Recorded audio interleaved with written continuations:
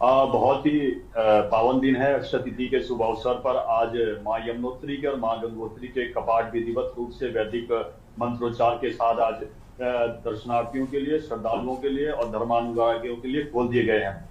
और ये उत्तराखंड के लिए भी कई मायनों में बहुत ही महत्वपूर्ण माना जाता है जब ये मां यमुनोत्री और गंगोत्री के कपाट श्री कपाट खोले जाते हैं, कि उत्तराखंड में समृद्धि और प्रगति की इससे बहुत बड़ी एक चैन जुड़ी हुई है। और मैं सभी को, संपूर्ण देशवासियों को अपनी पार्टी की ओर से और अपनी तरफ से इस यात्रा में आने के लिए आह्वान करता हूं। आप आइए, इस यात्रा में आइए, उत्तराखंड में जो हमारे चार धाम है उनका पुण्य लाभ प्राप्त कीजिए। और यही नहीं गरिमा जी, मैं आपके जो आपने 2-3 विषय रखे हैं उन विषयों पे आऊंगा। थोड़ा सा मैं चार धाम पे इसलिए भी ज्यादा फोकस करना चाहता हूँ। ये हमारी महत्वपूर्ण यात्रा है, ये उत्तराखंड के लिए संपूर्ण विश्व की यात्रा है। और जब पिछले वर्ष की यात्रा संपन्न होती है गरिमा जी, तब आदरणीय मुख्यमंत्री जी ने और कैबिनेट ने और इस चार धाम से जुड़े हुए जितने भी विभाग या अन्य जो सोसाइटी वगैरह थी उनके साथ लगातार बैठकें की है। इसी महीने कम से कम उन्होंने 6 बैठकें की है। कि चार जो पिछले बार जो हमें इनपुट मिले हैं कि चार धाम की यात्रा को किससे और सुगम और सरल बनाया जाए, और कैसे आने वाले लोगों के जो जितने भी दर्शनार्थी यहाँ पर आएंगे, भक्तगण आएंगे, वो सब जब उत्तराखंड की धरती पर कदम रखें और जिनके ऑनलाइन या ऑफलाइन रजिस्ट्रेशन है वो सभी धामों के जहां जहां उन्होंने रजिस्ट्रेशन किया है वो दर्शन कर सके। उसके लिए हमारी सरकार ने लगातार प्रयास किया है कि इस बार की यात्रा सभी के लिए बहुत ही सुगम हो। और यही नहीं, अगर मैं पुलिस व्यवस्था की भी बात करूं, क्योंकि मैं अभी आपकी विजुअल्स देख रहा था, जो आप अभी विजुअल्स दिखा रहे थे पुलिस की, और जो पुलिस के जो मुखिया है उनकी भी आपने बाइट भी सुनाई। इस बार हमारी पुलिस ने एक अलग ही तरह की चीजों का इस्तेमाल कर रही है।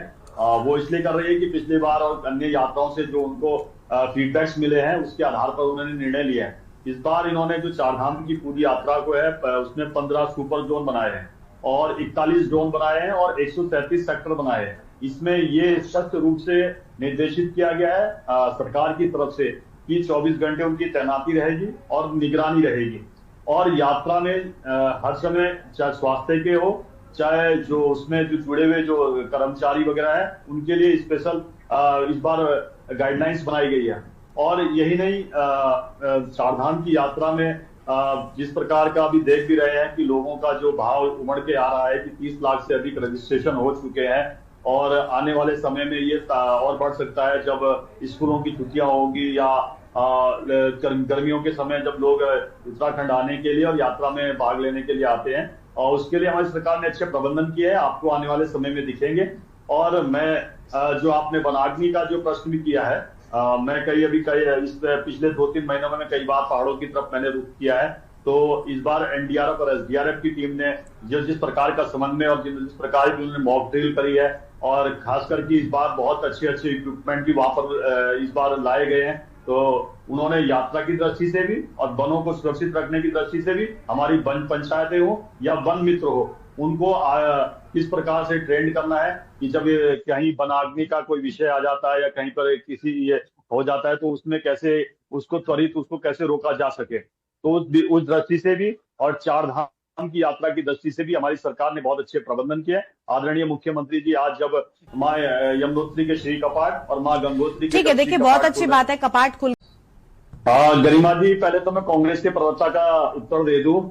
उन्होंने चार धाम यात्रा पे तो ज्यादा विषय रखा नहीं है, फिर भी मैं आपके चैनल के माध्यम से इनके विशेष परिवार को निमंत्रण देना चाहता हूं।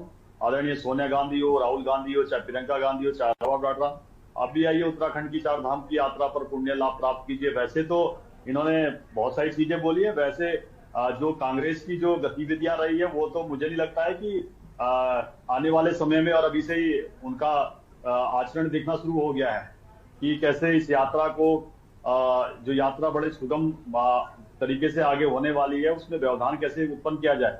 वैसे ज्यादा भी दूर मत जाइए, अभी कर्नाटक में इनकी सरकार है गरिमा जी। मैं इस विषय को इसलिए रखना चाह रहा हूं क्योंकि पूरी की पूरी यात्रा धार्मिक यात्रा है। 445 करोड़ मंदिरों से सरकार ने इकट्ठा किया। ये सारा का सारा 445 करोड़ या तो किसी जिन मंदिरों से कलेक्ट किया है उसी के रखरखाव में या उसी की कुछ धार्मिक गतिविधियां होती है उसी में इस्तेमाल किया जाता। मगर आप देखिए, दुर्भाग्य देखिए, 303 करोड़ रुपए या तो मजारों को दिया गया या मस्जिदों को दिया गया, चर्चों को दिया गया। और यहाँ पे आके टीवी चैनलों पे किस प्रकार से प्रस्तुत करते हैं उत्तराखंड की चारधाम की यात्रा को और सनातन संस्कृति को किस प्रकार से प्रस्तुत करते हैं। और कर्नाटक के अंदर इनका रुख देख लीजिए, मैंने बता दिया 445 करोड़ में 300 करोड़ किसको पैसा दिया इन्होंने। और जहां तक ये सुरक्षा की बात कर रहे हैं, गरिमा जी, वैसे तो उत्तराखंड की चारधाम की यात्रा के सुझाव देते तो बेहतर में स्वागत योग्य होता और दर्शकों को भी अच्छा लगता। इन्होंने सुरक्षा की बात करी कि पहलगांव में जिस प्रकार की कायराना हमला किया गया, दुखद जिस प्रकार का एक देखने को मिला हमको, उससे पूरा देश आहत है, इससे कोई दो राय नहीं है। मगर अगर ये कहते हैं, इस प्रकार की सुरक्षा की बात करते हैं, तो इस देश में सबसे बड़ी सुरक्षा अगर चूक हुई है तो सबसे बड़ी चूक हुई है प्रधानमंत्री भवन के अंदर प्रधानमंत्री रहते हुए इंदिरा गांधी की हत्या हुई है। तो मैं उन विषयों में ज्यादा नहीं जाता हूं। भारत आज बहुत मजबूती के साथ आगे बढ़ रहा है और भारत ने जो यात्रा तय करी और उत्तराखंड ने जो पिछले 25 वर्षों में यात्रा जो तय करी है, उसके कीर्तिमान देख लीजिए कि आज उत्तराखंड अपने राजस्व में किस प्रकार की अन्य राज्यों के लिए उदाहरण प्रस्तुत किया है कि हमारा पहली बार राजस्व इस स्तर पर बढ़ा है। हमारा राजस्व जो घाटा है वो सबसे कम न्यूनतम स्तर पर चला गया है। हमने लगातार उत्तराखंड में विकास के आयामों को कैसे ठीक है, आपने बहुत कुछ